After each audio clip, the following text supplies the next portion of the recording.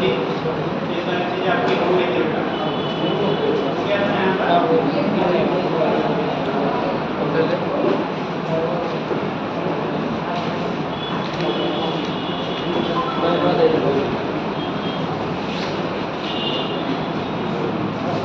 Training करेगा आपके छः बनाते क्या ऑर्डर बनाते हुए डिस्कस हो गया था। ट्रेनिंग करो आगे ये करेगा shape of the orbit, shape of orbit of satellite.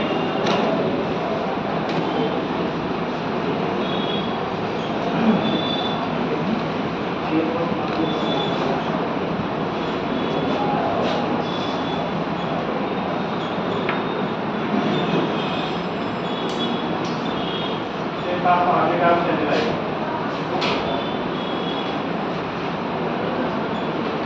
Satellite जो होगा अगर वो रिवॉल्व कर रहा है, ठीक है, या फिर अराउंड या किसी भी प्लैनेट का अगर रिवॉल्व कर रहा है, उसके क्या ऑर्बिट में कैसा होगा, उसका शेप कैसा होगा, उसमें आपको क्वेश्चन एक डिजाइन किया जाता है। Shape of orbit of satellite. देखो एक कंडीशन होती है, अगर आपको किसी भी ऑर्बिट में रिवॉल्व करने के लिए जो वेलोसिटी होनी चाहिए था, आपको बोला गया था ऑर्बिटल वेलोसिटी के इक्वल होता है। कितना होता है? Orbital velocity equal. अगर किसी भी सैटेलाइट अगर आपको क्या सैटेलाइट है किसी प्लैनेट के अराउंड रिवॉल्व कर रहा है किसी पर्टिकुलर ऑर्बिट में, उसकी जो वेलोसिटी होती है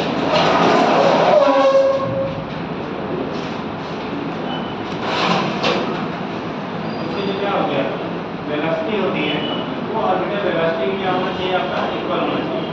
अगर ऑर्बिटल वेलोसिटी के इक्वल वेलोसिटी से रोटेट हो रहा है, जैसे हो रहा है हुआ, अगर ऑर्बिटल वेलोसिटी के इक्वल वेलोसिटी से रोटेट हो रहा है तो ये पर्टिकुलर ऑर्बिट को रोटेट करता रहेगा कंटीन्यूअसली। और अगर वेलोसिटी उसकी ऑर्बिटल वेलोसिटी से लेसर है, अगर वेलोसिटी ऑर्बिटल वेलोसिटी से लेसर है तो जो भी सैटेलाइट होगा वो फाइनली फिर ईयर सरफेस पर ड्रॉप कर जाता है, ठीक। और अगर वेलोसिटी ऑर्बिटल वेलोसिटी से ग्रेटर है तो कंडीशन अलग बनेगी। अगर और क्या उसकी एस्केप वेलोसिटी के बराबर है तो कंडीशन अलग बनेगी। अगर ग्रेटर देन एस्केप वेलोसिटी है तो कंडीशन अलग बनेगी। तो हमें डिस्कस वही करना है कि जो कोई सैटेलाइट में रिवॉल्व कर रहा है किसके किसी प्लैनेट के अराउंड, उस कंडीशन में उसका जो पाथ फॉलो करेगा शेप कैसा उसका होगा। तो आपने पॉइंट लिखा है shape of orbit of satellite, यानी जिस ऑर्बिट को रिवॉल्व कर रहा है उसका शेप कैसा होगा। तो लिखिए पहला point, first point if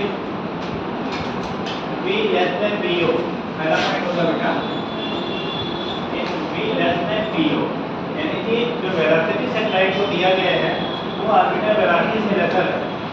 if v less than कितना है आपका po है, यानी कि सैटेलाइट की जो वेलोसिटी है वो किससे कम है? ऑर्बिटल वेलोसिटी से कम है। तो क्या किसी ऑर्बिट में फिक्स होगा? नहीं होगा। तो फिक्स होने के लिए ऑर्बिटल वेलोसिटी के बराबर होना चाहिए। तो अगर उससे लेसर है तो वो किसी पर्टिकुलर ऑर्बिट में फिक्स नहीं होगा, बल्कि क्या करेगा वो फाइनली फिर या सर्कल पे ड्रॉप कर जाएगा। तो लिखिएगा पहला point if v less than po, because then the satellite then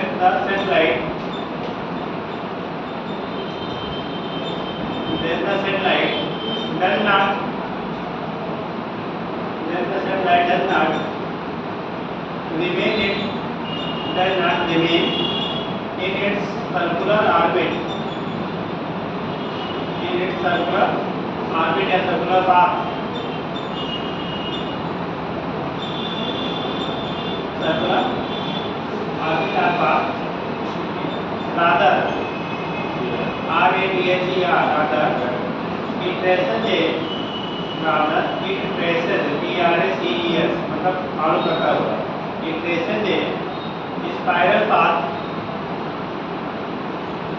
and ultimately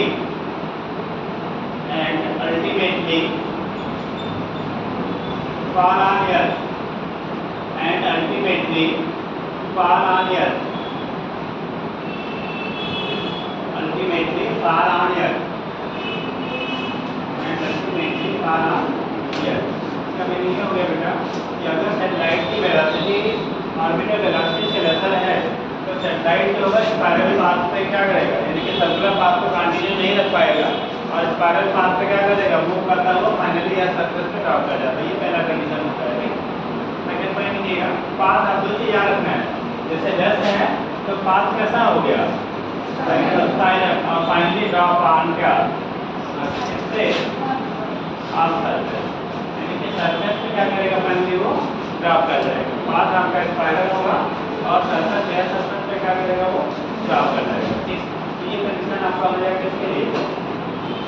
अगर आपने बोला क्या v लेस देन v हो तो आगे जब लग जाता है बहुत सारा v लेस देन कितना हो गया आपका v हो गया, तो सिचुएशन आपका ये होगा। तो सर लिखिएगा सेकंड पॉइंट ये हो गया।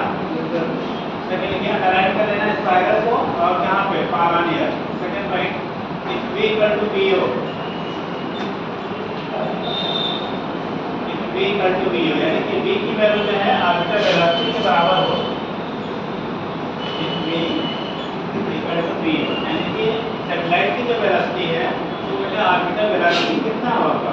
इक्वल हो। अगर सैटेलाइट की वेलोसिटी ऑर्बिटल वेलोसिटी के आपको बराबर है तो सिचुएशन क्या होगा? तो लिखिएगा ये पाथ कैसा होगा?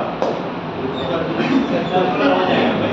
एक ऑर्बिट में भी बात करेगा ना तो ऑर्बिटल वेलोसिटी बराबर हो गया तो पाथ कैसा हो जाएगा? सर्कुलर हो जाएगा। तो लिखिए v इक्वल टू v हो then the satellite v equal to 0 then the satellite if v equal to 0 आगे लिखो और टाइम से आएगा तो सब लोग v equal to 0 then the satellite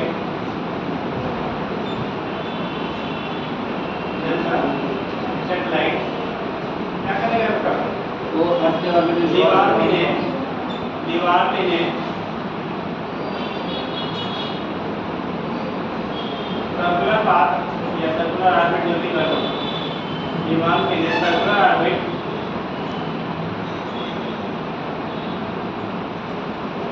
continuously क्या वो पाथ करेगा क्या? जब तक उसकी वेलोसिटी ऑर्बिटल वेलोसिटी के बराबर है बेटा तब तक वो अपने ऑर्बिट को ड्रॉप नहीं करेगा। मतलब उसी पर्टिकुलर ऑर्बिट में क्या करता रहेगा?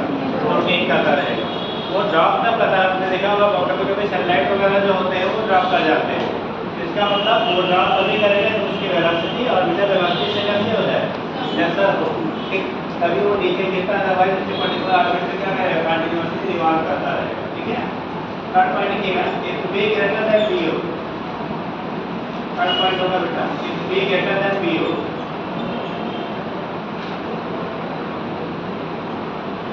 बट ऐसे करो तीसरा हम लिखेंगे बेटा if v greater than v हो बट लेस देन क्या?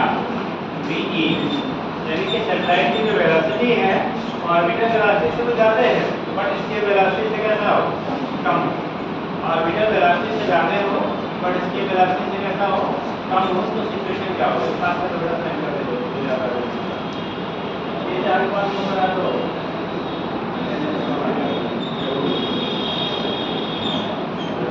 लिखा नहीं होगा तो क्या हो गया? इस सिचुएशन में क्या होगा बेटा? तो अगर ऑर्बिटल वेलोसिटी से ज़्यादा वेलोसिटी से सैटेलाइट को लॉन्च किया जाए और इसकी वेलोसिटी से कम हो तो दोनों के बीच में लाई जाए वेलोसिटी सैटेलाइट की तो सुना उसका पाथ कैसा होगा? उसका ऑर्बिट चेंज हो जाएगा। हाँ बेटा ऑर्बिट में चेंजमेंट हो जाएगा। क्या करेगा? ऑर्बिट चेंज हो जाएगा। पाथ कैसा होगा? सर्कुलर ही होगा। सर्कुलर और लोग स्पाइरल हो स्पाइरल में आ जाएगा। और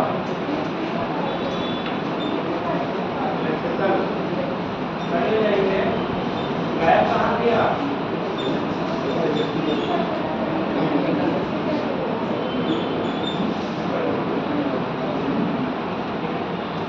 लोग हैं जो रेगुलर रहते हैं बट कभी इमरजेंसी पे ही गायब होता है। तो शहर रोज बदलते हैं है ना?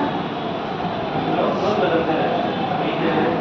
कभी दो दिन क्या नानी के यहाँ चले जाएंगे, 2 दिन बुआ के यहाँ चले जाएंगे, 2 दिन चाट खाने चले जाएंगे। तो कभी ना क्या होगा? एक v ग्रेटर देन क्या हो गया? v over less than v लिखिएगा then the satellite will revolve then the satellite will revolve around the earth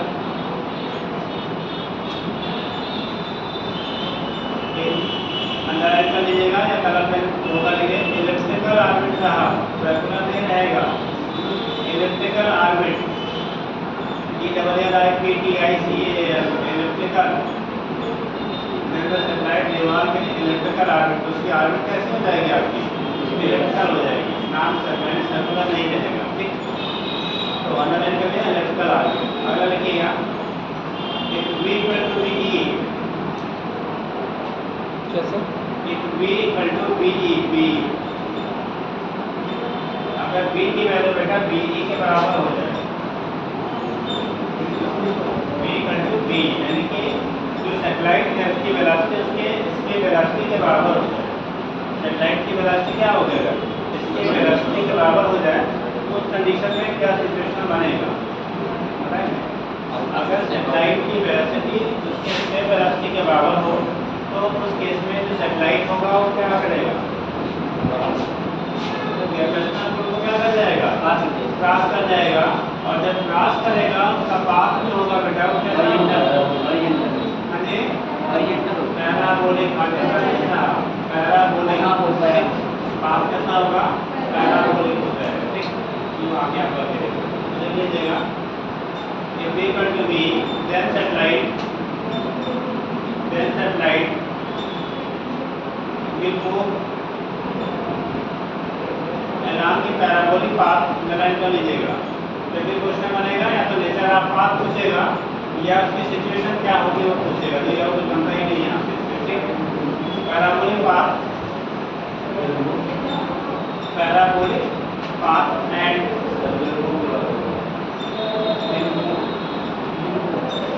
if V equal to V, then the satellite will move on parabolic path and escape out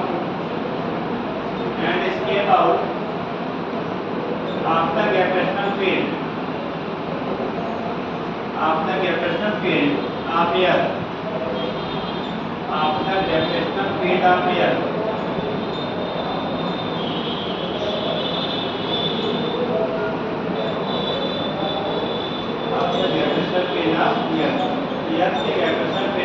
cross कर जाएगा। ठीक, path underline कर लीजिएगा, कैसा होगा parabolic.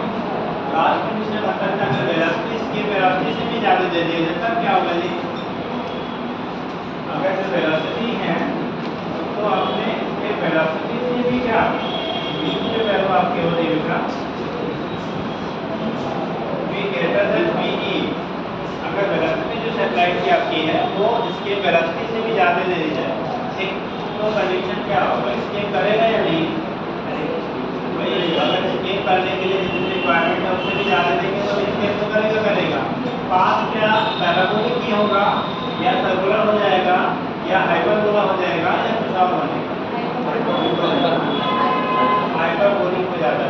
Path will be changes, but क्या जो भी सैटेलाइट विल क्या crosses the gravitational pull of the earth, बाकी चीज़ें वैसे ही रहेंगी, केवल पाथ जो फॉलो करेगा वो चेंज हो जाता है, जैसे वेलोसिटी इसके वेलोसिटी से ज़्यादा होगी। लिखिएगा if V greater than BE, then satellite will move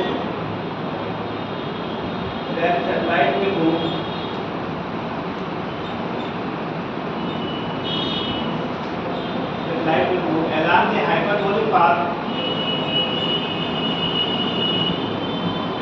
hyperbolic path and escape out after gravitational field of Earth,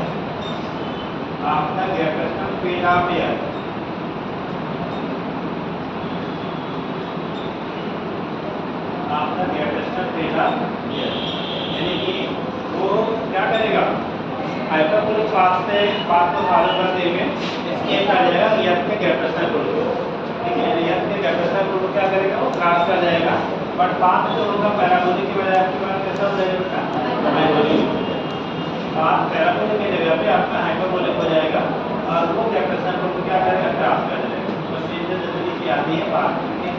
ये तो कंडीशन हो गया, अगर किसी सैटेलाइट को डिफरेंट वेलोसिटी से आप क्या करोगे, ठीक, लॉन्च किया जाएगा तो कंडीशन में उसका पाथ कैसा होगा, कि इस पाथ को फॉलो करेगा, स्केप करेगा नहीं करेगा, या फिर मिरर बैक या पे होगा या किसी सर्कुलर पाथ या ऐसा पाथ से वो मूव करेगा, वो डिपेंड करता है उसकी वेलोसिटी पे ये चीज़ें पॉइंट याद रखिए। फ्री का क्वेश्चन होता है, अगर आ गया तो आपको बिना टाइम लैग क्या होगा, आंसर अगर आपको पता है तो आपको नंबर मिल जाते हैं। ठीक, जो क्वेश्चन ऐसे होते हैं इरेगुलर पैटर्न पे पूछे जाते हैं, बहुत टेढ़े नहीं होते, बहुत आसान से होते हैं, पर ये हो चुकी है और लोकस को कम करते पढ़ते समय, इसीलिए उसमें याद नहीं होता है। ठीक है, चलिए नेक्स्ट में क्या है, time period of satellite. Time period of satellite का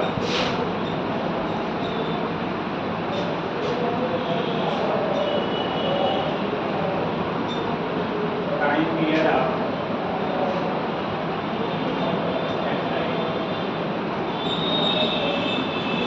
सैटेलाइट है उसके टाइम पीरियड की वैल्यू क्या होगी, time period of satellite, time period of satellite.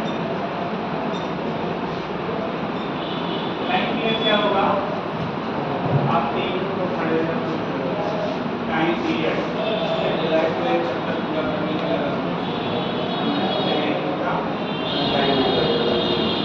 आप सही बताया नहीं है, आपके लिए रेगुलर क्यों रहता है, करा रहे हैं कोई बात है क्या,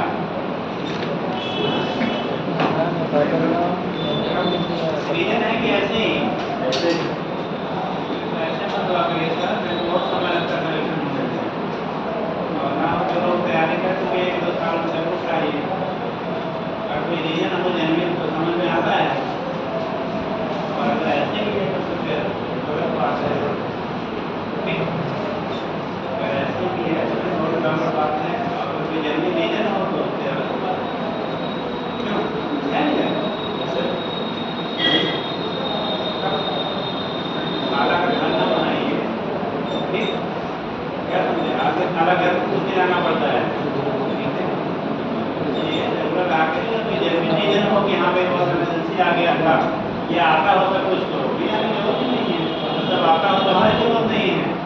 ठीक, और नहीं आता है और बिना रीजन के आप लक्ष्य बोलते तो यहाँ पे बहुत ना आपके लिए भरा है ना तो सिस्टम के लिए भरा है। ठीक है, प्रयास करिए, जरूरत आ सके तभी सीख पाएंगे, और कौन वाला क्वेश्चन आएगा ये तो ना हम जानते हैं और ना ये बनाने वाला जानता है, ना तो आप जानते हैं। ठीक, चलिए पढ़ाएगा वही तो पढ़ा ले, ये सर्टन है, आएगा वहीं से तो पढ़ाया जाएगा, उससे बाहर से नहीं आना है, मतलब तो बट कौन वाला आएगा इसके बारे में कोई बात। ठीक, चलो इसे बेटा टाइम पीरियड की बात किया गया। टाइम पीरियड का मतलब सिंपल से कह लो, एक चक्कर लगाने में जो टाइम टेकन होगा, किसी भी सैटेलाइट को जो भी प्लैनेट के अराउंड वो क्या कर रहा है वो कर रहा है, उसका एक साइकिल पूरा कर लेंगे, जो टाइम टेकन होगा उसे टाइम पीरियड कहेंगे।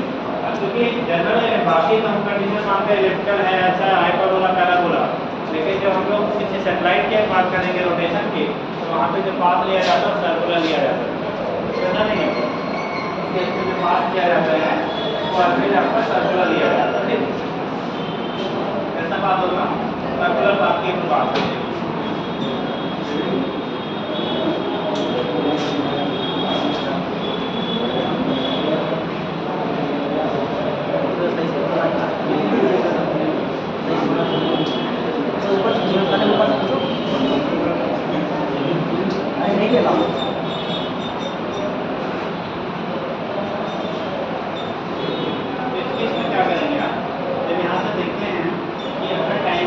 बात कर रहे हैं, किसकी बात कर रहे हैं, साइकिल की बात कर रहे हैं, तो एक साइकिल पूरा करने में क्या कहते हैं, एक साइकिल को पूरा करने में जितना टाइम टेकन होगा उसने उसका क्या कहेंगे, टाइम पीरियड। अब सैटेलाइट जो रिवॉल्व कर रहा है, जब वो किसी ऑर्बिट पर रिवॉल्व कर रहा है तो उसका पाथ कैसा लेते हैं हम लोग, सर्कुलर लेंगे बेटा। अगर इसकी रेडियस मान लो आर है, जिस ऑर्बिट पर रिवॉल्व कर रहा है उसकी आर है, और इसकी वेलोसिटी को सपोज हमने बी या बी जो भी आप दिखा रहे हो बी, ठीक, इसका मिशन ये एक साइकिल पूरा करने में जो टाइम टेकन होता है, हम लोग टाइम करके पढ़ा है डिस्टेंस अपॉन वेलोसिटी पढ़ा है ना, तो ये कंडीशन अप्लाई कर देगा, तो टाइम पीरियड आपका होगा, टाइम पीरियड की वैल्यू होगी कितनी, जो डिस्टेंस आपका है यानी डी बाई कितना बी होता है, डी की वैल्यू यहाँ पे कितना हो जाएगा 2 पाई तो आर, ये 4 है, एक साइकिल पूरा करने में कैसे कंपेरिजन होगा या पेरिफेरी से जो भी आप कंसीडर कर लेते हैं उससे क्या हो जाएगा, बराबर होगा 2 पाई आर होता है, परिधि कहते हैं बेटा हिंदी वालों में क्या बोलते हैं हम लोग, परिधि बनती है, 2 पाई आर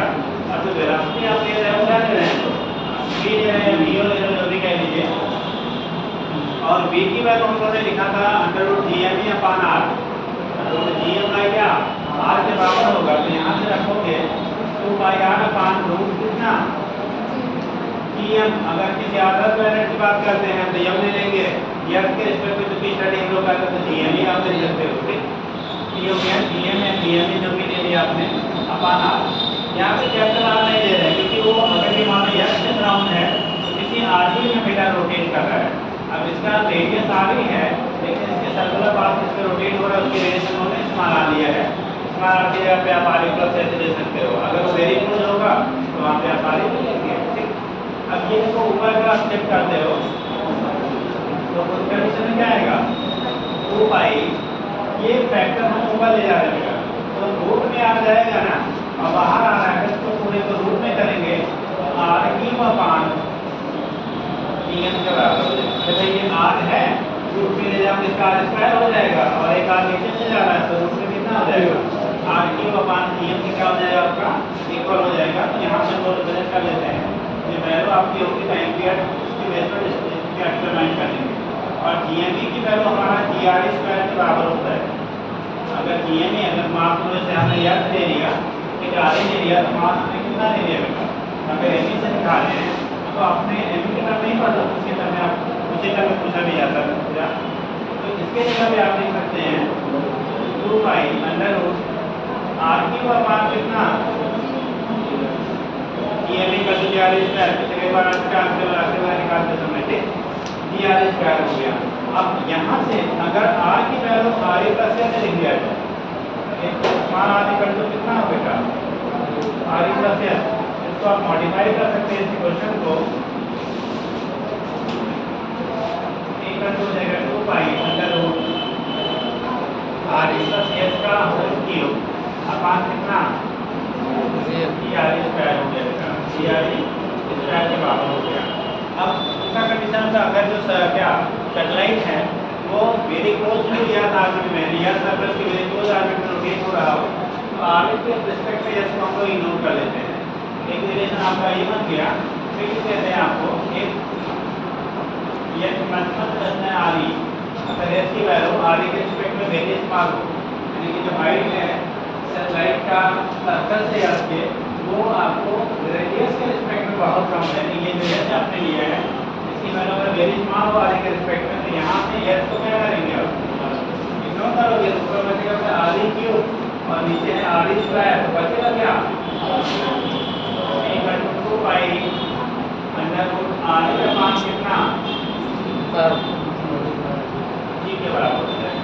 अगर आपको सैटेलाइट या के वेरी क्लोजर ऑर्बिट में रिवॉल्व हो रहा है तो उस केस में टाइम पीरियड की वैल्यू आएगी इक्वल टू 2 अंडर रूट क्या आर ई अपान जी के क्या हो जाएगा बराबर हो जाएगा। तो यहाँ से डिटरमाइन कर लेते बेटा कि अगर वेरी क्लोजर में ऑर्बिट में रिवॉल्व हो रहा है तो उस केस में टाइम पीरियड की वैल्यू कैसे डिटरमाइन करेंगे यहाँ से बचा नोट कर लीजिएगा।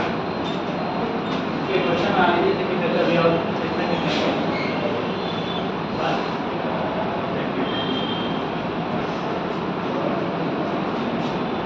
लिखा है कि नहीं भी ये टाइम पे आता है बेटा देखिए the time taken by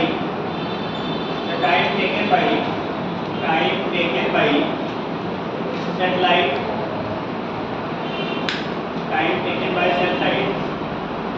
to complete one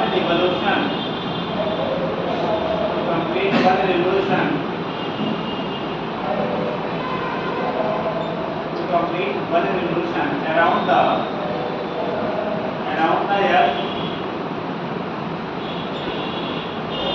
earth is called time period of satellite. The time period of the satellite value is called time period of that satellite.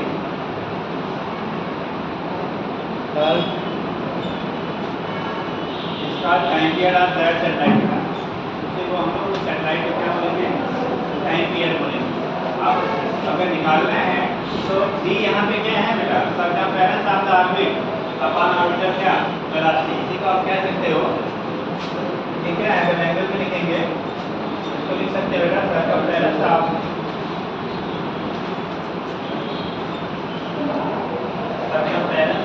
Orbit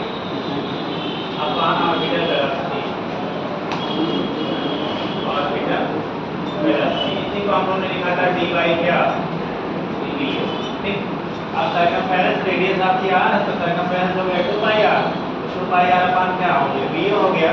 ये कंडीशन हमारी हो गई किसकी, वैल्यू पुट करके यहाँ से time period की value को डिटरमाइन कर लेते हैं। वैल्यू की वैल्यू पुट करके टाइम पीरियड की वैल्यू क्या करेंगे, आप फाइंड आउट कर लेते हैं। टाइम पीरियड की वैल्यू यहाँ से मिल जाएगा, नोट करिए।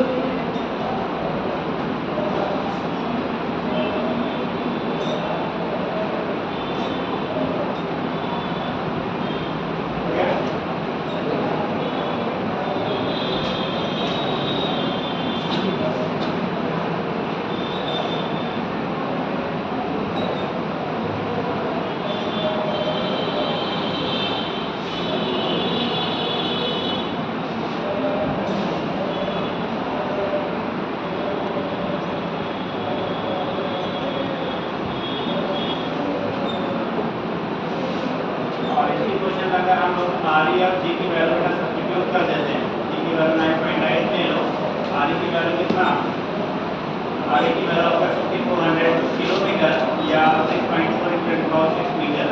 अगर वैल्यू सब्स्टिट्यूट किया जाए तो लाइन पीरियड होता है तो 5.06 सेकेंड, जो इसी को 84.6 मिनट कहते हैं, या अप्रॉक्सीमेटली 1.4 आवर होता है। तो अगर सब्स्टिट्यूट कर दिया जाए, सब्स्टिट्यूट की वैल्यू आप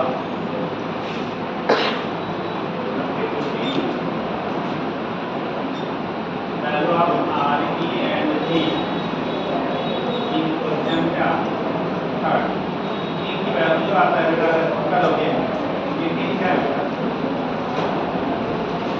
तो यहाँ से ई की जो वैल्यू आएगा ये 5.06 सेकेंड, या इसको हम लोग कह लेते हैं 84.6 मिनट, या तीसरा आता है अप्रॉक्सीमेटली 1.8 आवर। मतलब अगर कोई भी सैटेलाइट या के बेसिक क्लोजर ऑर्बिट में रिवॉल्व करता है, उस कंडीशन में उसकी जो टाइम पीरियड होगा, यानी एक चक्कर लगाने में उसको टाइम टेकन होगा, वो लगभग से 1.4 आवर आता है। इस वैल्यू का यूज़ कई जगहों पे आता है, ठीक। तो उस चीज़ में ध्यान रखेंगे, अगर आपको कोई भी सैटेलाइट है वो अर्थ के वेरी क्लोजर ऑर्बिट में रिवॉल्व कर रहा है, तो उसको एक चक्कर लगाने में जो टाइम होगा, टाइम टेकन होगा, लगभग 1.4 आवर या 84.6 मिनट या 5026 सेकंड के अप्रॉक्सीमेटली बराबर होगा। यहाँ पे जी की वैल्यू हम लोग 9.8 लेते हैं बेटा, 10 लेंगे तो वैल्यू थोड़ा कैलकुलेट हो जाएगा, ठीक है। अगर 10 की वेट में करना कैलकुलेट करेंगे थोड़ा सा फ्लक्चुएशन आएगा, ठीक। और आपको क्या मिनट में 84.6 अप्रॉक्सीमेटली आता है।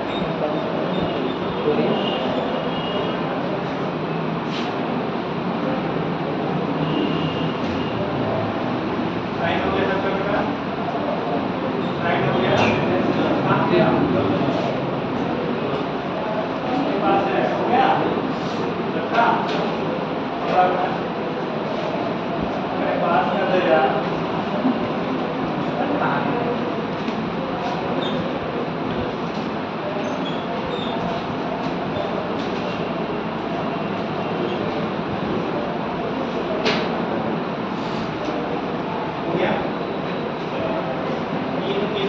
टाइम पीरियड क्या होगा सैटेलाइट का, कैसे आप फाइंड आउट करेंगे, इसके बेस पर प्रेजेंटेशन हो जाता है। अगर एक चक्कर लगाने दिखा है, दूसरी चीज़ पूछी जाती है बेटा, अगर आपको हाइट है सैटेलाइट का क्या height of the satellite.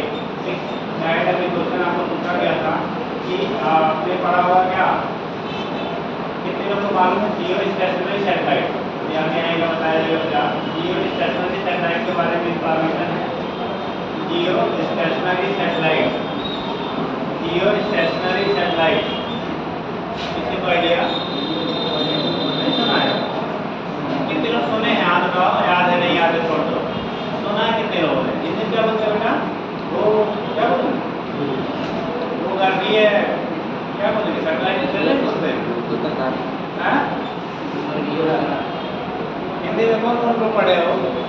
Hindi वाले हाथ उठा, ये हिंदी मीडियम में पढ़े थे बस, बाकी लोग इंग्लिश वाले हैं। अरे हिंदी वालों को जो है हाथ उठाओ। तो आपको पढ़ाया क्या होगा ना सैटेलाइट के बारे में, क्या नाम दिया गया था याद है? स्कूल में नहीं गया सर आप लोग हैं? मतलब कॉम्पिटिशन की तैयारी के लिए ये अटेंडेंस के लिए वो रहती कंडीशन, तो स्कूल वाला तो फिर जिंदाबाद है। कौन सी जहाँ से 90% प्लस रहेगा ये होने में जाके से क्या होता है, सिलेक्शन होता है, वहाँ के अटेंडेंस का रेशियो ये रहता है। जहाँ 35% पास होते हैं तो वहाँ पर थोड़ा सा रहता है। क्या तो जब हम लोग बात करते हैं कोई बताएगा अभी जो लोग पढ़े हैं किसी के आदमी है नहीं यार बोला जाता है 2 सैटेलाइट उस time period will be 24 hours. ठीक, ऐसे सैटेलाइट जिनके टाइम पीरियड 24 घंटे होते बेटा उसे को जियो स्पेसिस सैटेलाइट कहते हैं। और जियो स्पेसिस सैटेलाइट को अर्थ के रिस्पेक्ट में वो आपको कैसा रेस्ट में अपीयर होता है, इसलिए कहा था जियो स्टेशनरी मतलब जो रेस्ट में हो। ठीक, इसीलिए काम दिया जाता है जियो स्टेशनरी। जैसे आप बस में जा रहे हो, ठीक, आपकी बस चाहे 30 मिनट में जा रही है, पड़ोसी वाला सीट वाला आपसे तेज चलता है कि क्या होता है स्लो बराबर चलेंगे, बराबर चलेगा, सीट आगे पीछे नहीं भागती, बराबर चलता है ना। तो आपके रिस्पेक्ट में कैसा है, रेस्ट में है। ठीक, लेकिन बाहर कोई अगर खड़ा होकर तो उसके रिस्पेक्ट में क्या होगा, होगा। जैसे जियो स्टेशन सैटेलाइट जो होते हैं बेटा वो अर्थ सर्फेस से रेस्ट में अपीयर होते हैं। रीजन क्या होता है, जो टाइम पीरियड ऑफ रिवोल्यूशन अर्थ का है उतना ही टाइम पीरियड ऑफ रिवोल्यूशन क्या होता है जियो स्टेशन सैटेलाइट का होता है, इसलिए वो आपको रेस्ट में अपीयर होते हैं। आप जब समझाया जाए तो कहानी नहीं देता, ठीक, समझाई जाए तो हो गया। उसी वजह से चलता क्या जियो स्टेशनरी सैटेलाइट है। Height of satellite, height of satellite, अगर हाइट की वैल्यू हमें निकालना है सैटेलाइट का तो कैसे आप फाइंड आउट करोगे हाइट ऑफ सैटेलाइट? सर जो टेलीस्कोपिक सैटेलाइट होते हैं वो सब जियो स्टेशनरी सैटेलाइट में है।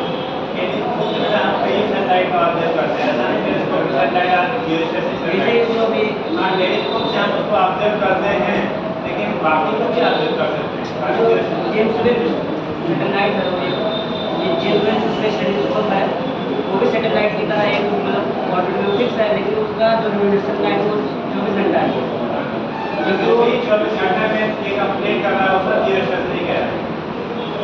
ऐसे जितने भी सैटेलाइट हैं जिनका टाइम ऑफ रिवोल्यूशन 24 आवर्स है उसे हम सारे को जियो स्टेशनरी, और वो मतलब एक साइड में रहेगा, वो सन के रिस्पेक्ट में कभी नहीं आता जी, हमेशा डार्क वे में ही है। यार वो जैसे भी है अगर 24 आवर्स में अर्थ के सामने रोटेट हो रहा है तो कोई कंडीशन है अर्थ के सामने मून के नहीं, ठीक, तब से आप जियो स्टेशनरी कहेंगे। ठीक है, अब मून के सराउंडिंग होगा तो मून के टाइम के लोग उसके रिस्पेक्ट में टाइम होगा तो मून स्टेशनरी हो जाएगा यार। यदि करेंगे बेटा height of satellite, height of satellite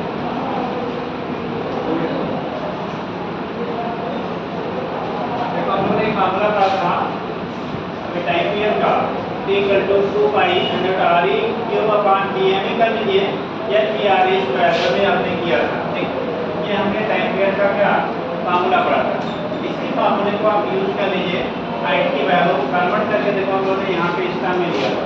ठीक, स्टार में कन्वर्ट करके क्या करिए, यहाँ से S की वैल्यू निकालनी है, किसकी वैल्यू निकालनी है, S की वैल्यू निकालनी है। तो लिखे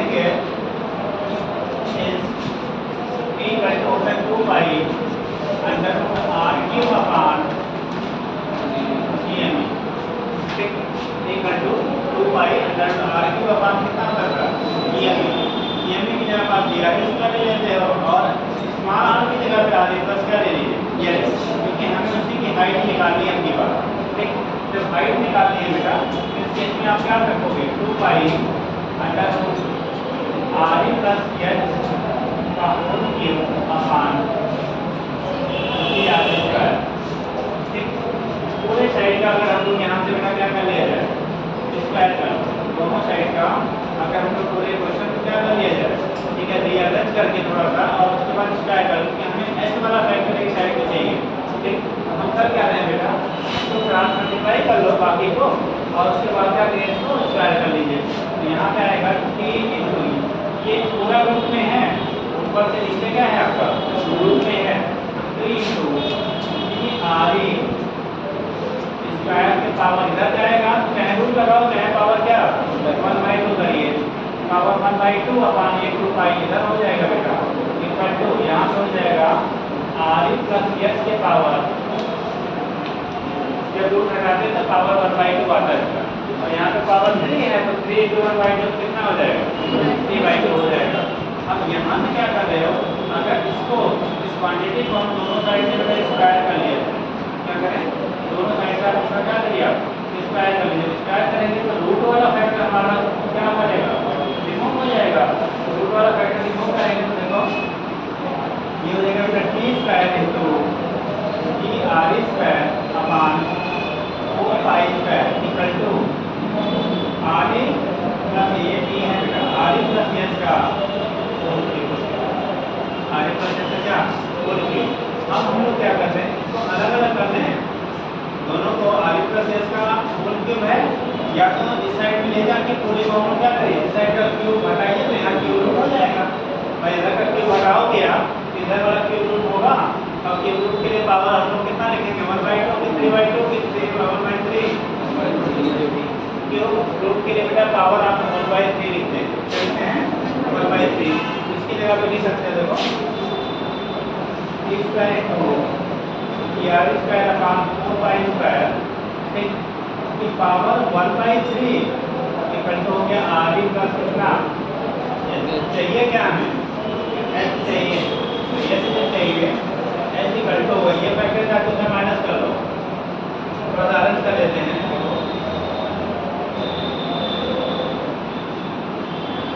थोड़ा सा रीअरेंज कर लो, तो कि R square into T square के पास अपान कितना 4 पाई स्क्वायर पूरे के पावर 1/3 और ये आगे उधर जाएगा तो माइनस कितना हो जाएगा। यहाँ से जो सैटेलाइट की बेटा हाइट है ना उसको हम लोग कैलकुलेट कर सकते हैं H equal to T R square into T square upon 4 pi square का पावर क्या 1/3 माइनस आर के बराबर होता है। ये अगर आपको हाइट निकालना सैटेलाइट का इस रिलेशन में रखना हम लोग कैलकुलेट करते हैं, नोट कर लीजिएगा क्या करना बेटा height of satellite since equal to this इसे बना लो।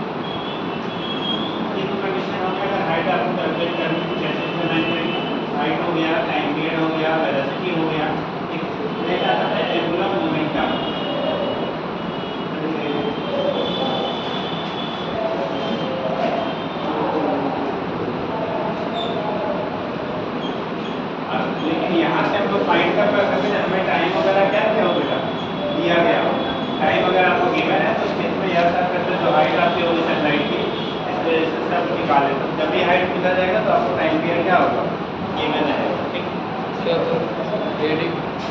नेक्स्ट देखिएगा एंगुलर मोमेंटम ऑफ सैटेलाइट अगर हेडिंग करेंगे बेटा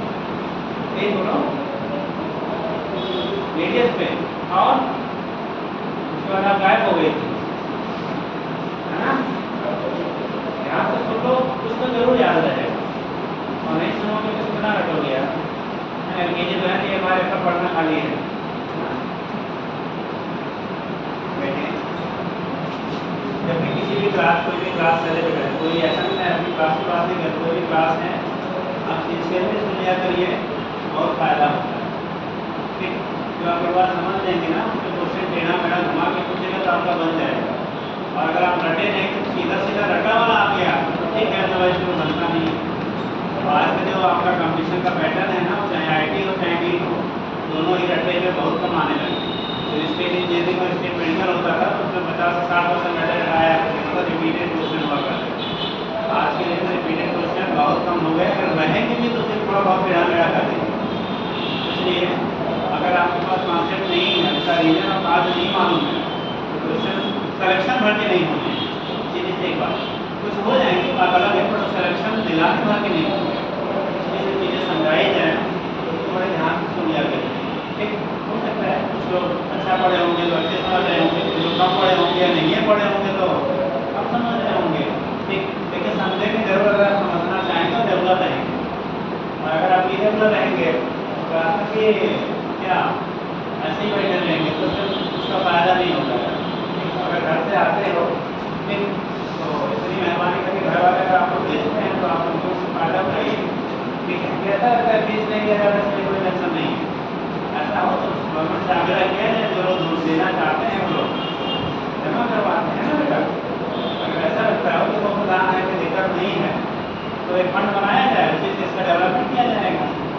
भाई आप लोग लगता है कि दान देना चाहते हैं तो ये दान कुछ यहाँ बना दिया जाए और उसी से जो भी जरूरतें होंगी उसकी क्या पूर्ति की जाएगी। अगर ऐसा प्लान होता है जी, जो कोई डोनेट करना चाह रहा है तो पढ़ाया जा रहा है मेहनत से यार, चलिए देखिए। अच्छा, जो लोग सुनते हैं कुछ सीख पाते हैं कि नहीं, ईमानदारी से बताना। किसी भी सब्जेक्ट में अगर आप सुनते हो क्लास में बैठ के कुछ सीखते हो कि नहीं? सीखते हैं, जरूर सीखेंगे। कम ज़्यादा हो सकता है, डिपेंड करता है आपका पिछला बैकग्राउंड क्या है। ठीक, आपका जो बैकग्राउंड है मतलब पीछे आपने कैसे पढ़ा, कितना पढ़ा, पढ़ा नहीं पढ़ा। ठीक, और दूसरा बजट टाइप का भी बैकग्राउंड डिपेंड करता है, पढ़ के आते हो कि नहीं आते हो। आपने कुछ नहीं पढ़ा है लेकिन अगर एक बार देख के आएंगे तभी बहुत कुछ सीख लेंगे। और अगर कुछ भी नहीं करते हैं, ना पढ़ा साहब, ना पढ़ के आते हैं तो फिर मुश्किल है थोड़ा सा। ठीक, चलिए, कितने लोग के पास बुक नहीं है हाथ उठाइए। कितने लोग के पास बुक नहीं है? और कौन सी? अरे ये आप देखिए कोई बुक नहीं है। मोबाइल है सबके पास है ना? तो अगर नहीं है तो मार्केट में बहुत सारे बुक ऑनलाइन अवेलेबल है, तो PDF डाउनलोड कर लीजिए। ठीक है, PDF डाउनलोड कर लीजिए। वैसे ये दिमाग और आँख दोनों के लिए बड़े खतरनाक होते हैं। ठीक, पर आप देखते ही हो, चाहे पढ़ने वाला देखो चाहे बिना पढ़ने वाला देखो, तो पढ़ने वाला ही देख लिया करो, है ना? उसमें आपको बुक्स हैं, उसमें क्वेश्चन वगैरह आपको मिल जाएंगे, बाकी चीज़ें हैं उसमें डाउनलोड हो जाता है। बहुत सारे ऐसे नोटिफिकेशन कोई भी डाउनलोड करें क्वेश्चन उसमें जरूर जाएगा। ठीक, वो चीज़ें हैं, थोड़ा सा अभी पढ़ना शुरू कर दिए। बहुत सारी चीज़ें हैं जो आपको मिल जाएंगी। आपका क्या एवेलेबल सीरीज है आपको मिल जाएंगी, बहुत सारे हैं, कोई आप डाउनलोड करके जरूर मिल जाएगा। और जब थोड़ा आएंगे तो बहुत अच्छे से समझेंगे। ठीक, पहली बार आपसे जाते हैं भटकते ले जाते हैं, बार पूछना पड़ता है। और जब दूसरी बार चल चुके होते हैं तो क्या होता है, पता चला कहाँ घटा है, कहाँ मुड़ना है, कहाँ स्पीड बढ़ाना है, कहीं कहाँ घटाना, वो सारी चीज़ें ऑटोमेटिकली आप पहुँचते रहते हैं। जैसे आप इंडिया में पढ़ने आए होंगे, अगर यहाँ से नहीं बिलोंग करते हैं तो आपको पूछना पड़ा होगा गेट किधर से, कहाँ पढ़ना है, क्या पढ़ना है। अभी पूछते हो क्या, आप पट्टी मार दीजिए तो फिर ढूंढा के पहुँच जाए। क्यों? क्योंकि आप रोज आ रहे हैं। ठीक, वैसे ही पढ़ाई की होता है, अगर आप रेगुलर पढ़ेंगे तो फिर उसका फ़ायदा कहीं ना कहीं होगा। आप पढ़ के आएंगे तो उसका डबल फ़ायदा होगा। ठीक, पहले पढ़े हैं फिर पढ़ के आएंगे तो फिर बहुत फ़ायदा होगा।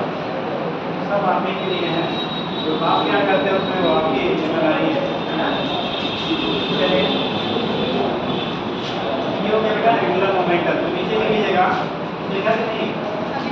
देखिए angular momentum, angular momentum of any satellite, angular momentum of any satellite, angular momentum of any satellite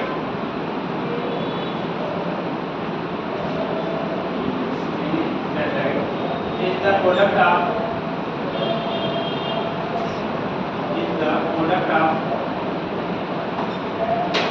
linear momentum and perpendicular from axis of rotation, linear momentum and perpendicular distance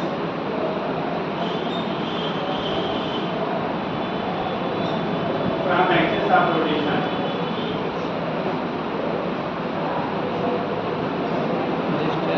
and given as, ध्यान से note कर लीजिए।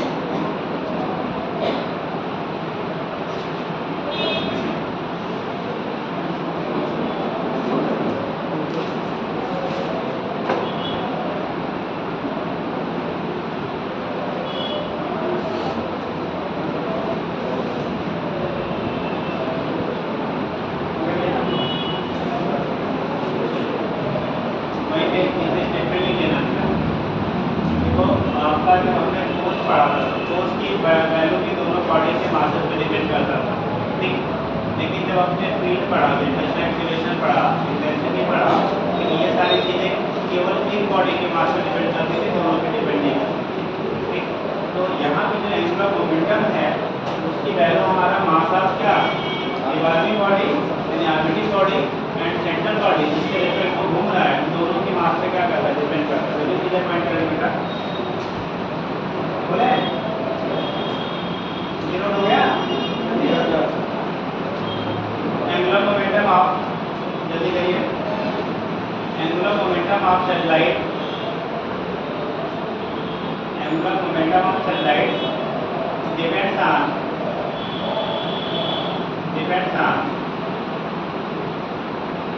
both mass of, depends on both mass of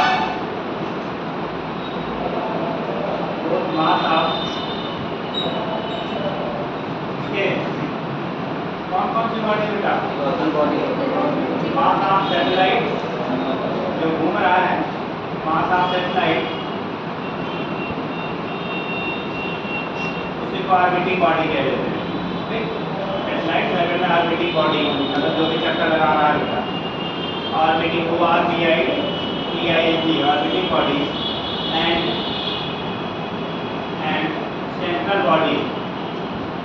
central body as well as radius of orbit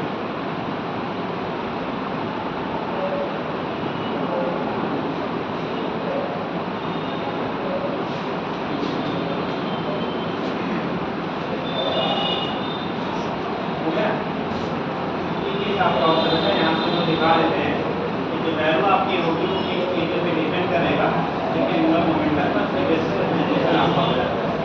आप लोगों ने पढ़ा था conservation of linear momentum E1 = P2 यानी कि M1 V1 = M2 V2। ऐसे ही कंजर्वेशन ऑफ क्या एंगुलर मोमेंटम होता है अगर कोई सैटेलाइट का रिवॉल्व कर रहा है, ठीक। याद करिए आपको कैप्लस लॉ पीछे पढ़ाया था ना, कैप्लस सेकेंड लॉ पढ़ाया गया था, कैप्लस थर्ड लॉ, कैप्लस फर्स्ट लॉ।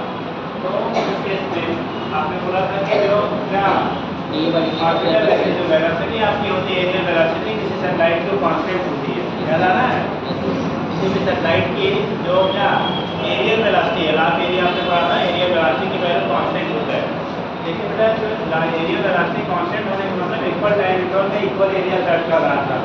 उसके बेसिस पे हमने बोला था कि जब आपको सैटेलाइट जिसको आता होगा हाथ पड़ेगा, जब सैटेलाइट पैरेगी पोजीशन पे होता है, पैरेगी मतलब सबसे पास की सबसे दूर, तो सबसे पास, तब उसकी लीनियर वेलोसिटी ज़्यादा होगी कि जब सबसे दूर होगा तब लीनियर वेलोसिटी ज़्यादा होगी। सबसे पास रहने पे आपने बनाया था आर्म की वैल्यू ज़्यादा, लीनियर वेलोसिटी की वैल्यू ज़्यादा होती थी, अगर दूर होता था तो लीनियर वेलोसिटी कम होता था। इसका मतलब अगर हम लोग कंजर्वेशन ऑफ एंगुलर मोमेंटम की बात किया जाए तो जब सैटेलाइट रिवॉल्व करेगा बेटा, जब का ऑर्बिट में रिवॉल्व करेगा, यहाँ पे हम लोगों ने क्वेश्चन को दिखा दिया था, जैसे कि मेजर एक्सिस कह दिया था, जैसे माइनर एक्सिस आपने कह दिया था, ठीक। तो उस केस में जब ये रिवॉल्व करेगा तो उस केस में अगर पूछा जाए कोई एक्सटर्नल फोर्स ना लगाया जा रहा तो उस केस में जो एंगुलर मोमेंटम आपका होगा सैटेलाइट का वो भी क्या रहेगा, कांस्टेंट रहेगा।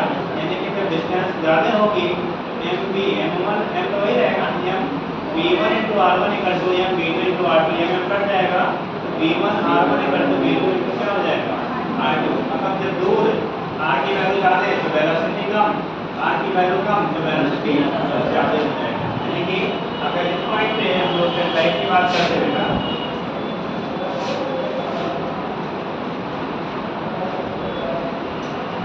अगर इस पॉइंट पे आप लाइट की बात कर रहे हो, मान लो यहाँ पे हमने वेलोसिटी में ले लिया v1 है, वेलोसिटी कितना है v1 है, इसकी जो डिस्टेंस है आपका, अगर इसे r1 से निकाल दिया इधर r1 किसी को r1 r2 ले लीजिए, ठीक। जब ये लौट के यहाँ से यहाँ पहुँच रहा है, मतलब पहली पोजीशन पे इसकी वेलोसिटी सपोज है v2 हो गया और इसका सेपरेशन r2 हो गया, r1 था अभी कितना हो गया बेटा r2 हो गया। तो उस केस में अगर बाहर से कोई एक्सटर्नल आपको उस पर फोर्स ना है, टाप ना अप्लाई किया जाए, क्योंकि नेचुरल बॉडी तो बाहर से फोर्स लगा नहीं रहे हैं या टाप लगा नहीं रहे हैं, सिंगुलर मोमेंटम की जो वैल्यू होगी L1 की वैल्यू L2 के बराबर होगा, यानी m v1 into r1 equal to m v2 into कितना r2। यहाँ में क्या हो जाएगा कैंसिल आउट हो जाएगा, तो v1 r1 equal to v2 into r2। इसका मतलब जब डिस्टेंस ज़्यादा है तो लीनियर वेलोसिटी कम, जब डिस्टेंस कम तो लीनियर वेलोसिटी ज़्यादा हो जाएगी, ठीक। उसके बेस में हम लोग उसको प्रूव भी कर सकते हैं, ठीक है। ये पॉइंट करके लेते हैं ना बेटा, बोले अगला पॉइंट बना लो, इनके साथ satellite motion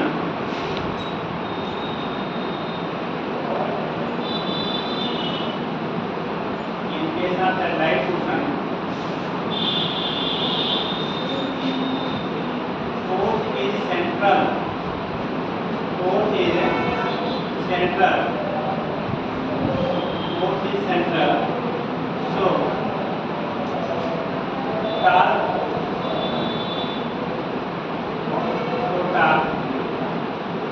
will be 0, hence angular momentum of satellite, angular momentum of satellite is constant, angular momentum of satellite is constant। इस केस में angular momentum की वैल्यू satellite क्या होगी कांस्टेंट होगी, यानी L की वैल्यू आपकी कांस्टेंट हो जाएगी, और जब L की वैल्यू कांस्टेंट होगा बेटा L की वैल्यू क्या हो गया कांस्टेंट हो गया। इसका मतलब अगर सैटेलाइट आपके दूर है तो आपको कंट्रोलिंग है ऐसे बना लो, थोड़ा सा डायग्राम बना दीजिए।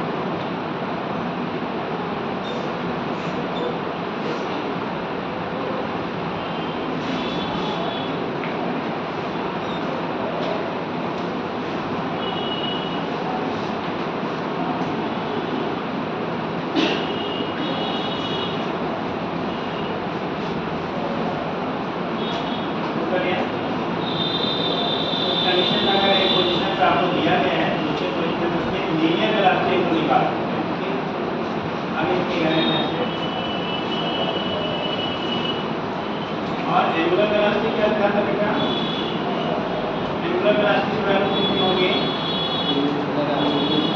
अगर एंगुलर वेलोसिटी आपने dA/dt लेंगे ना तो dA/dt की जो वैल्यू होगी, एरिया जो कवर्ड सर्फेस एरिया होगा r इक्वल टू कितना v इनटू dt, और dt कितनी करते हैं ना हाफ r इनटू dt से आया तो नहीं है, पीछे देखो आया तो नहीं आया था एरिया वेलोसिटी थोड़ा यहां लाभ एरिया बढ़ा पा देखो जरा L5 लिखा है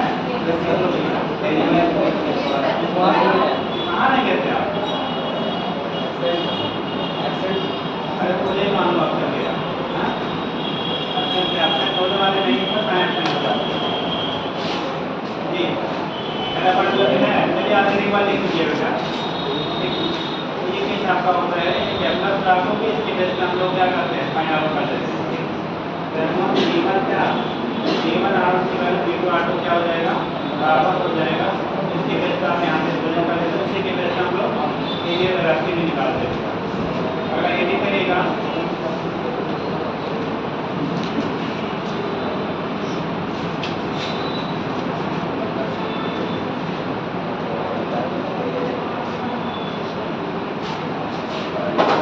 एनर्जी ऑफ सैटेलाइट, देखिए नहीं करो, एनर्जी ऑफ सैटेलाइट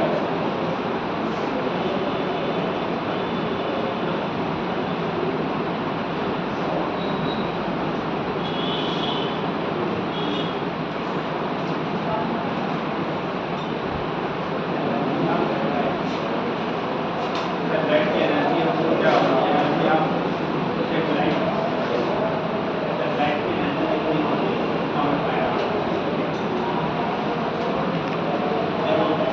अगर सैटेलाइट बेटा रिवॉल्व कर रहा है, सैटेलाइट है अर्थ के सामने किसी ऑर्बिट में रिवॉल्व करेगा। अगर अर्थ के सामने किसी ऑर्बिट में रिवॉल्व कर रहा है बेटा, तो अर्थ के रिस्पेक्ट में उसकी कुछ ना कुछ हाइट जरूर होगी, तो यानी अर्थ हमने ले लिया। और सैटेलाइट आपका इस ऑर्बिट में रिवॉल्व हो रहा है, मान लो इसका मास m है, वेलोसिटी v है, ठीक, यहाँ से हाइट h है और ये हमारे को ये क्या होगी, रेडियस हो जाएगा, सेक्टर है, मास आपका अर्थ के सर्कल से अगर एक साइड पे ये क्या कर रहा है, रिवॉल्व कर रहा है, ये चक्कर लगा रहा है, तो उस केस में क्या होगा, अगर एनर्जी की हम बात करें, क्योंकि इसके पास वेलोसिटी भी है और हाइट भी है, तो हाइट होगा तो पोटेंशियल एनर्जी होगा, वेलोसिटी है तो काइनेटिक एनर्जी होगा। यानी कि कोई भी सैटेलाइट अगर अर्थ के सराउंडिंग रिवॉल्व कर रहा है, उसके पास काइनेटिक एनर्जी भी पाई जाती है और पोटेंशियल एनर्जी भी पाई जाएगी, मतलब दोनों काम में अपनी एनर्जी, काइनेटिक एंड पोटेंशियल को रख पाते हैं। ठीक, तो टोटल जो एनर्जी हो गया वो काइनेटिक एनर्जी और पोटेंशियल एनर्जी की सम के बराबर मिलेगा। यानी कि सैटेलाइट अगर रिवॉल्व कर रहा है किसी ऑर्बिटर तो वो चक्कर लगाएगा, कोई भी बॉडी अगर मोशन में है तो उसके पास काइनेटिक एनर्जी होगी। ठीक, अगर उसकी वेलोसिटी मालूम है, मास मालूम है, तो हाफ एम से निकालेंगे हम काइनेटिक एनर्जी की वैल्यू। और अगर वो यार सर्कल से सपोज ये साइड पे आपका क्या कर रहा है, मूव कर रहा है, तो उससे क्या होगा, आपका ये साइड पे अगर उसका मूवमेंट हो रहा है तो उसके जैसे हम लोग क्या पोटेंशियल एनर्जी भी फाइंड कर लेंगे। तो पोटेंशियल एनर्जी और काइनेटिक एनर्जी दोनों का जो सम होगा वो रिजल्टेंट एनर्जी टोटल एनर्जी के बराबर होगा। ठीक, लिखिएगा energy of satellite, thank you.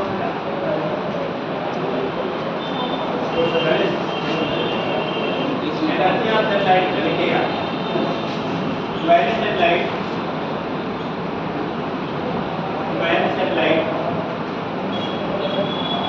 Revolve around ए,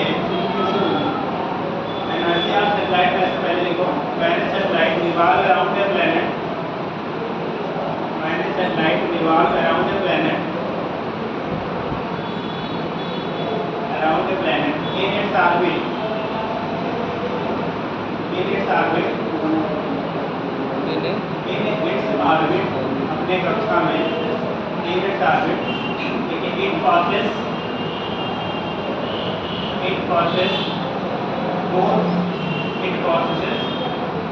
अगर उसके बाद दोनों रहेगा, it passes both potential energy and kinetic energy। Potential होगा ड्यू टू पोजीशन, काइनेटिक होगा due to velocity. Potential energy and kinetic energy, which is given by relation,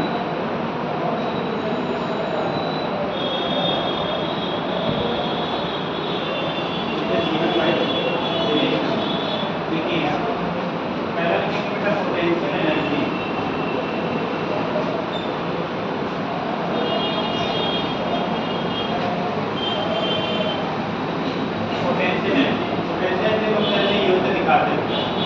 हमारे पास दो relation होगा, अगर पोटेंशियल कैपेसिटर पोटेंशियल मालूम है तो उस केस में पोटेंशियल एनर्जी इक्वल होगा या फिर इनटू v के बराबर होगा। अगर आपने इलेक्ट्रोस्टैटिक पढ़ा हो और याद हो, आपने वहाँ पे पढ़ा होगा पोटेंशियल एनर्जी आपके चार्ज पार्टिकल हैविंग चार्ज की पोटेंशियल डिफरेंस थी, वहाँ पे आप पढ़ते थे u equal to Q into B, तो वही Q की जगह पे यहाँ M हो जाएगा और B की जगह पे पोटेंशियल यहाँ पे नीचे दिखाते हैं, तो वहाँ पर हो जाएगा M इंटू बी के बराबर हो जाता है। नीचे लिखेंगे potential equal to M into B. अब B की वैल्यू हम लोगों ने कैपेसिटर पोटेंशियल पढ़ा था माइनस Dm अपान क्या R पढ़े हैं ना, तो कंडीशन में रख देगा ये होगा M इंटू माइनस Dm अपान। अब M की जगह पे यहाँ पे हम लोग M ही ले लेते हैं और इस R की जगह पे R प्लस हम लोग क्या करें फाइंड करेंगे तो R प्लस M ले सकते हैं, ठीक। ये वैल्यू हो जाएगी यानी कि Dm की वैल्यू हो गई माइनस D M अपान कितना R के बराबर, माइनस DM अपान क्या होगा R के बराबर होगा। इसी का एक रिलेशन और हम लोग पढ़ते हैं कि इसी को दूसरा पार्ट मॉडिफाई कर लेते हैं L स्क्वायर अपान कितना MR स्क्वायर की टर्म में भी बोला जाता है, वो भी लिख लीजिएगा आप नहीं कर तो कर लो, minus L square upon MR square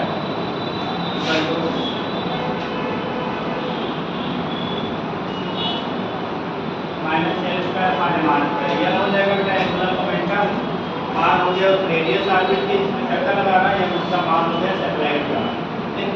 मान है बेटा यहाँ पे मास ऑफ सैटेलाइट, ये कंडीशन आपका होगा यहाँ से निकाल लेते हैं हम लोग पोटेंशियल एनर्जी की।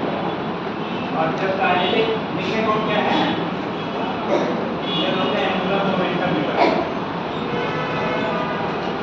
एंगुलर मोमेंटम ये मास ऑफ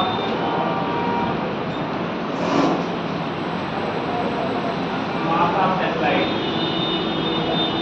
और R radius of orbit, orbit की रेडियस है, रेडियस आप क्या कहेंगे ऑर्बिट बोलेंगे, उस ऑर्बिट की हमारी क्या होगी रेडियस होगी। इसके वैसे आप यहाँ से रिप्रेजेंट कर लेते हैं कि हमारा कैसे होगा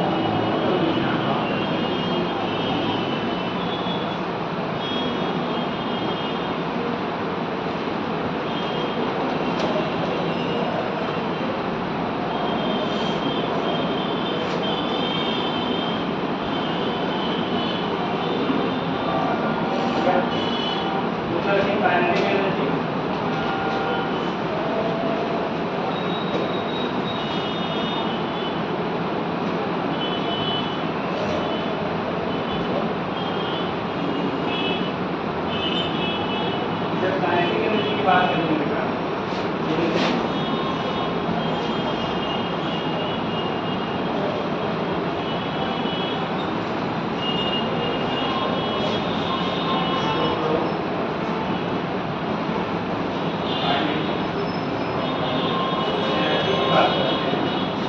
काइनेटिक एनर्जी की जब दूसरे पार्टी का हाफ एमवी का बेसिक जो फार्मूला है हम वहाँ से ऑब्टेन करेंगे।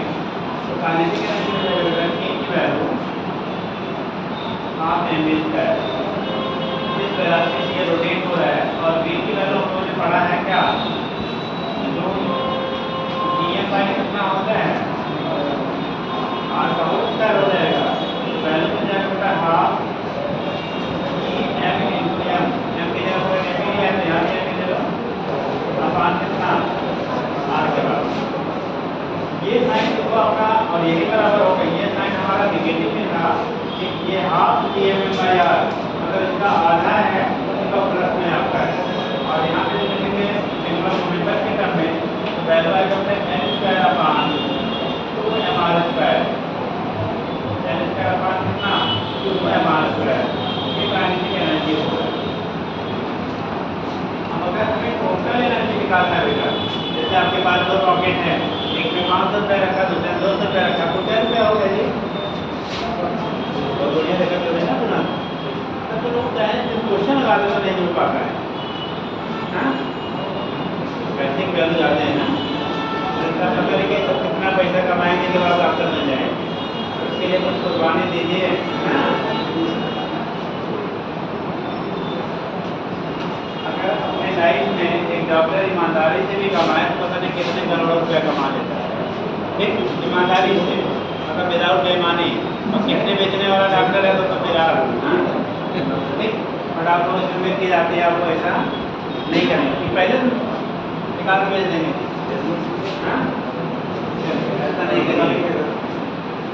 ठीक। तो उस केस में क्या होता है, यहाँ से दिखा दिया तो टोटल अगर एनर्जी निकालेंगे तो कौन सा टोटल एनर्जी आप फाइंड करोगे, टोटल एनर्जी, ठीक। टोटल क्या होगा एनर्जी, ठीक। तो टोटल एनर्जी जो आपका होगा E की value kinetic energy plus potential energy के साथ ये बराबर होगा। काइनेटिक एनर्जी हमारा आया है माइनस क्या E एम अपान 2, देखो आर यहाँ पे लिखा, वहाँ पे आर था, यहाँ पे 2 आर है, 2 आर के बराबर है। अब पोटेंशियल एनर्जी माइनस एम अपान कितना है आर है। तो बड़ा कौन है जी, न्यूमेरिकली बड़ा कौन है, पोटेंशियल या काइनेटिक? न्यूमेरिकली किसकी वैल्यू ज़्यादा होगी, पोटेंशियल। GMM/R केवल है ना, और यहाँ पे GMM/2 आ रहा है, ठीक। तो न्यूमेरिकल जब डाटा देखेंगे तो ये वाली वैल्यू है, लेकिन हमारी नेगेटिव आ रही है एनर्जी बेटा। तो यहाँ से दोनों कैल्शियम देंगे तो 2R हो जाएगा, बचेगा कितना GMM अपान कितना 2R।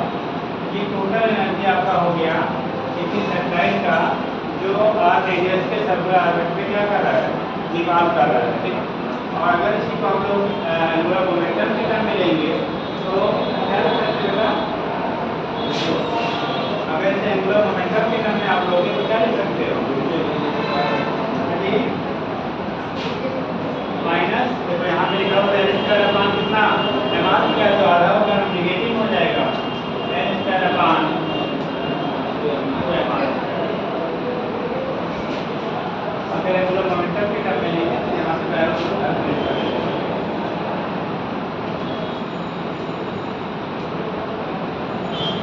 क्या सुनना का ये वैल्यू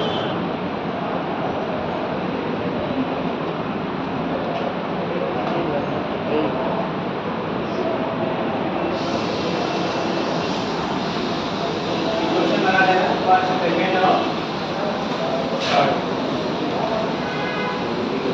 5 सेकेंड है इसका।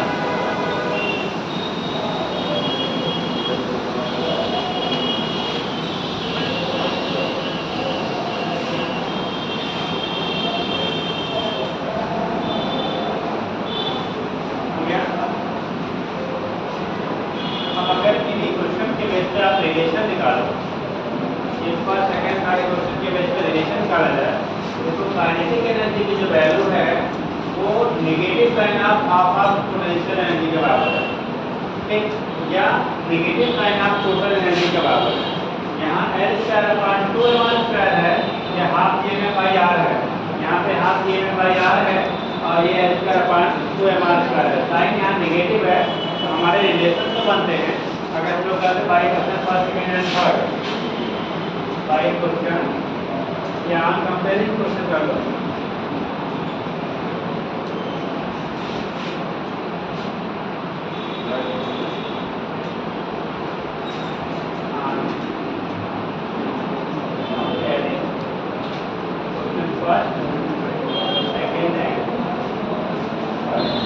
फर्स्ट सेकेंड और थर्ड को अगर हम लोग कंपेयर किया जाए, कंपेयर किया जाए तो पहला देखो काइनेटिक एनर्जी,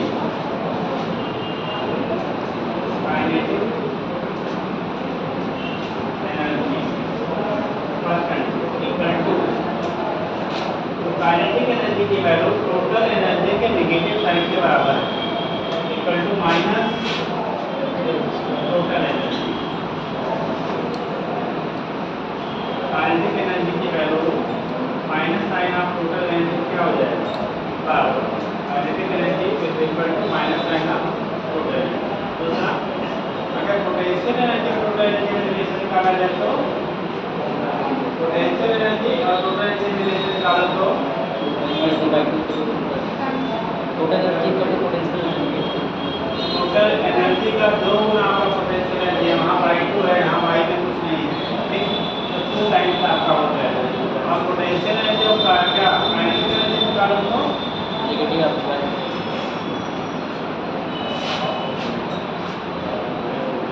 अगर हम लोग पोटेंशियल एनर्जी और काइनेटिक एनर्जी, पोटेंशियल एनर्जी की जो वैल्यू आपकी है, काइनेटिक एनर्जी की वैल्यू जो है,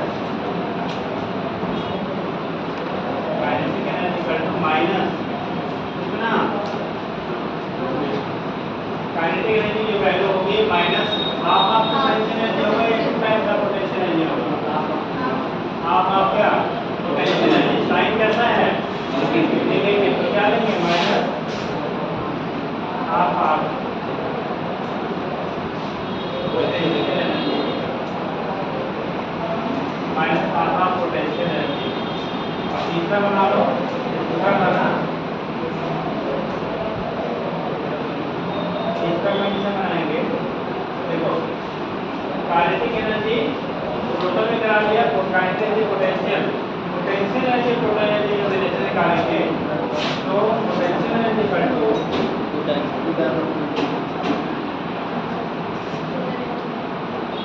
टू टाइम्स आप क्या टोटल एनर्जी, दोनों साइड नेगेटिव है तो साइन का कोई वही नहीं है, दोनों साइड से वही हो गया, ठीक। टू टाइम्स आप क्या हो गया टोटल एनर्जी हो गया। ये डिफरेंट हमारे रेशियो बना लेते हैं तीन क्वेश्चन के बेस में। कौन कितना होगा, अगर काइनेटिक दिया गया पोटेंशियल आपको निकालना है, या पोटेंशियल दिया है काइनेटिक निकालना है, काइनेटिक दिया है टोटल निकालना है, तो इन रिलेशन की बेस में टोटल निकाल लेते हैं, ठीक हो गया।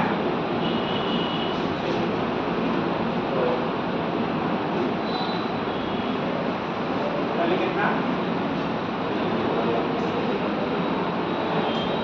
टोटल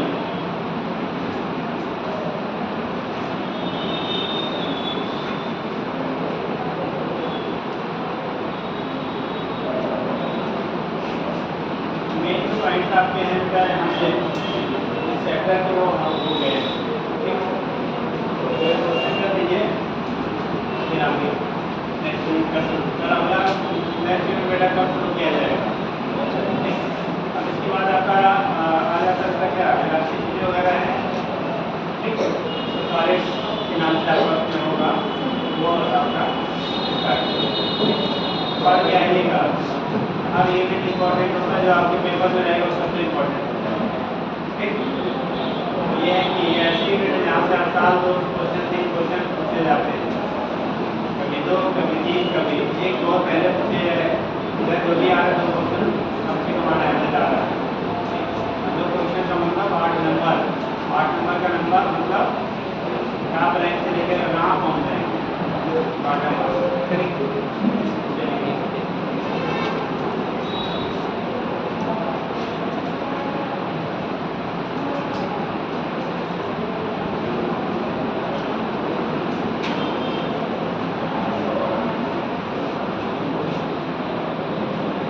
लीजिएगा बात कर लीजिए, बोले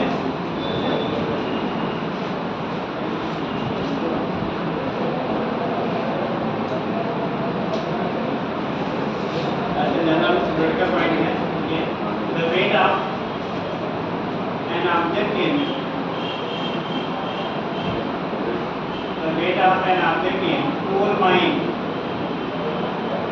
कोयले की खदान कोल माइन, सी लेवल समुद्र के तल पे, सी लेवल समुद्री तल से कह रहे हैं, सी लेवल एंड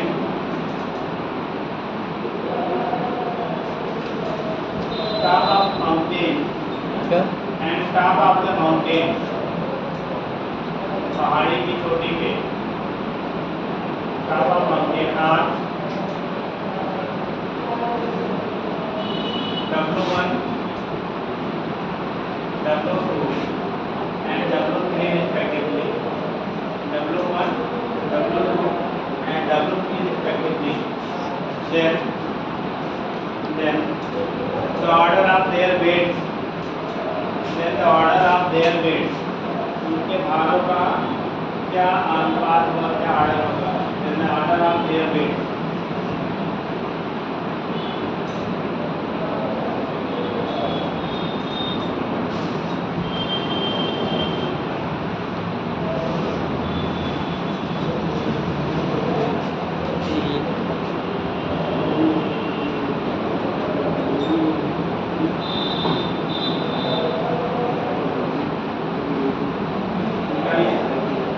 ऑर्डर बताना।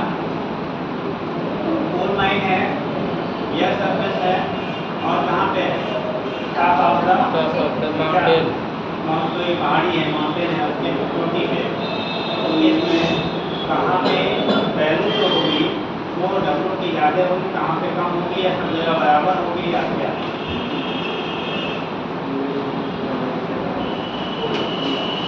कितने बताएंगे बेटा? ये और कोल माइन में ज़्यादा हो गई। हाँ, कोल माइन थोड़ा ज़्यादा हो गेट की वैल्यू बढ़ जाती है। अच्छा है, पीछे जाने में। ये कब पड़ा? अभी आपको पता है तो जैसे और डी पर जाएंगे वो वैल्यू बढ़ती है, और डी पर जाने से आप सर्कल के नीचे जाएंगे वैल्यू बढ़ती जाएगी, ऊपर जाएंगे तो बढ़ेगी। सर मैक्सिमम 500 की 400 आप करते हैं। मैंने मैंने बेटा पहले आप क्या पहले की पहले आप ये पढ़ाया गया आप काफी पे हैं आपको पढ़ लिए मैक्सिमम जो वैल्यू होती है ग्रेविटी की वो हर सर्फेस पे होती है। Yes sir. हाँ और ऊपर जाएंगे तो कम होती जाती है, और नीचे आएंगे नीचे जाएंगे तो बढ़ती है। कभी कम होती है कभी कम होती है। अब सर्विस नहीं मैक्सिमम होती है। सबसे ज़्यादा सरफेस बेस पे मैक्सिमम होती है सर। नीचे जाओगे तो क्या घटती है, ऊपर जाएंगे तो भी घटती है। ऊपर जाने पे ज़्यादा घटती है, नीचे जाने पे बेस पे कम ही कम घटती है। इसीलिए कहते हैं, पढ़ लिया करो भैया। ठीक है ना, पढ़ना पड़िए लेकिन घर पे भी पलट जाएंगे, क्लास में खाली नहीं। ठीक है, तो याद रखेंगे जब कोल माइन मतलब आप बिलो या सर पे जाओगे, मिला कि नहीं, तो ऊपर नीचे जाने से क्या हुआ था, घट रहा था बढ़ रहा था, मिला नहीं, या तो गायब रहे होंगे उस दिन। तो नीचे जाते हैं तभी घटता है। आपने वहाँ हाइट के लिए पढ़ा था, ऊपर जा करते हैं g one minus 2h upon r ही पढ़ा था एबव के लिए। कहाँ के लिए? एबव। और बिलो के लिए आपने मामला पढ़ा था जी वन माइनस h अपान कितना पढ़ा था ना। ठीक, नीचे वाला हमेशा वैलिड होता है, ऊपर वाला स्मॉल डिस्टेंस के लिए रहेगा। तो ये लिखा था आपने। और लार्ज हाइट के लिए जाएंगे तो जी अपान 1 प्लस h अपान आने का होल स्क्वायर पड़ा था, नहीं मिला? तो आप गायब रहे होंगे सर। चलिए यहाँ पे सबसे ज़्यादा कहाँ पे होगा? सरफेस पे, यानी W1 से W2 बड़ा होगा, W2 W3 से भी क्या होगा? बड़ा होगा। आर्डर इस तरह से दिया है, इस तरह से नहीं दिया है कि W2 greater than W1 greater than W3।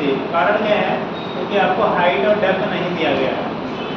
अब ये कह सकते हैं कि जब सर्कल पे रहेगा ना वो सबसे ज़्यादा रहेगा। ठीक, ऊपर जाएगा तो तेजी से घटेगा, नीचे जाएगा तो उसके रिस्पेक्ट में स्लोली घटेगा। ठीक, घटेगा दोनों में। इसलिए अगर हाइट की डिफाइंड है नहीं कितना ऊपर गया कितना नीचे गया, इसलिए ये नहीं कहा कि W2 तो ये तो श्योर W2 सबसे ज़्यादा होगा, लेकिन W3 उससे कम होगा कि W1 कम होगा। ठीक, कम दोनों होगा, लेकिन कौन ज़्यादा कम और कौन कम जब तक हाइट और डेप्थ नहीं दिया तब तक आप डिफाइन नहीं कर सकते। इसीलिए आपका नेशनल में दिया गया है W1 is less than W2 greater than W3 हो जाएगा। चलिए न्यूमेरिकल मत कर लीजिएगा।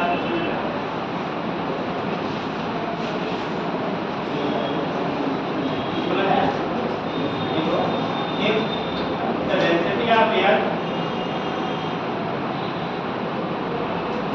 if the density of air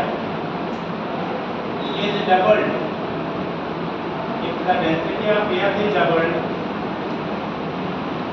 keeping the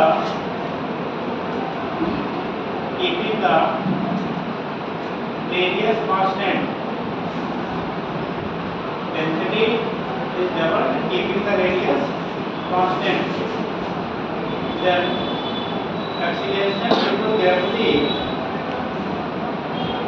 acceleration due to gravity at the earth surface will be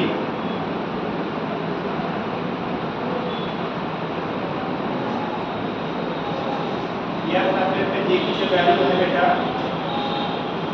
वो आपको दिया गया है क्या? नॉर्मल केस में आपका 9.8 मीटर पर सेकंड स्क्वायर होता है। अगर यह की डेंसिटी को 2 गुना कर दिया जाएगा और रेडियस को रिमेंस क्या रखना है, वही रखना है, तो उस केस में आपको बोला क्या जा रहा है जी की वैल्यू होगी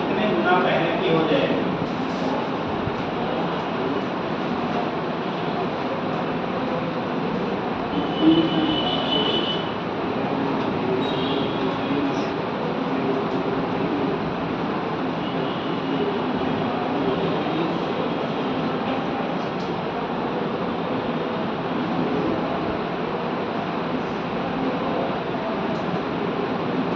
जाएगा लगा लेंगे।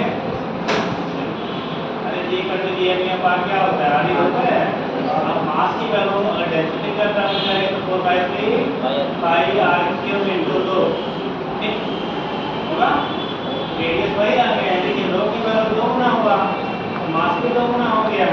ये एक एक्सेलेरेशन कांस्टेंट है लेकिन जो जी की वैल्यू होगी रूट 2 टाइम्स क्या करेगा